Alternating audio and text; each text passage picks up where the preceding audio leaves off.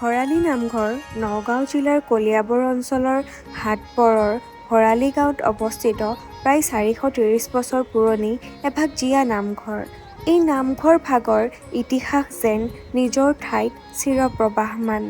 জনা যায় যে এই নামঘৰ ভাগ প্ৰথমে কলিয়াবৰ অঞ্চলৰ চিকনি বামগাঁও নামৰ এখন ঠাইত অৱস্থিত আছিল। কিন্তু 1417 চনৰ পৰা 1426 চনলৈকে মানসকলে যেতিয়া অসম আক্ৰমণ কৰিছিল সেই সময়তেই এই নামঘৰ ভাগ জ্বলাই দিয়া হৈছিল আৰু জুইত পুৰি ছাই হোৱা নামঘৰ ভাগৰ সৌভাগ্যক্ৰমে আসন ভাগ জ্বলাৰ পৰা বাচি গৈছিল। তাৰ ফলতেই সেই ওচৰ-পাজৰ গাঁৱৰ সকলো লোক আহি ভৰালী গাঁও নামৰ ঠাইখনত থিতাপি ল'বলৈ ধৰিলে।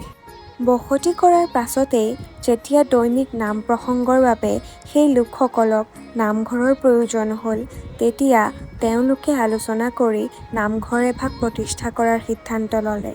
কিন্তু তুলসী খুঁটাৰ অংশ পুৰণি ঠাইত সন্ধানহীন হোৱাৰ ফলত লাই খুঁটাৰ সন্ধান কৰা হয় আৰু সেইদিনাই ৰাতি ভৰালী ব্যক্তিজনক সপোনত আহি কয় যে সেই পুৰণি নামঘৰৰ পবিত্ৰ লাই খুঁটা ভাগ তেজপুৰৰ চনখোৱা পাহাৰৰ পৰা ভৈ নদীত পৰিব আৰু ভৈ নদীয়েদি ব্ৰহ্মপুত্ৰৰ বুকুত দিব আৰু ব্ৰহ্মপুত্ৰই উজাই আনি কুকুৰাকাটা পাহাৰৰ পাৰত কলঙৰ নৈত পেলাব।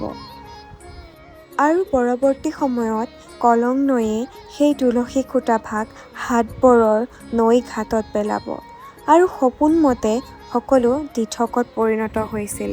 সপোন অনুসৰিয়েই সেই খুঁটা ভাগ ঠিক সেই সময়তেই হাটপৰৰ ঘাটত পোৱা গৈছিল। সেই ঘাটৰ পৰা ৩ মাহ দিন যুঁজি সকলো লোকে নামঘৰ ভাগৰ প্ৰতিষ্ঠা জেগালৈ সেই তুলসী খুঁটা ভাগ অনাৰ ব্যৱস্থা কৰিলে। আৰু সেই সময়তেই বৰ্তমানৰ মন্ত্ৰী সন্মানীয় কেশৱ মহন্ত ডাঙৰীয়াৰ আজোককাক বালি সত্ৰৰ সত্ৰাধিকাৰ বাপুৰাম মহন্তদেৱে এই ভৰালী নামঘৰ ভাগ স্থাপন কৰে।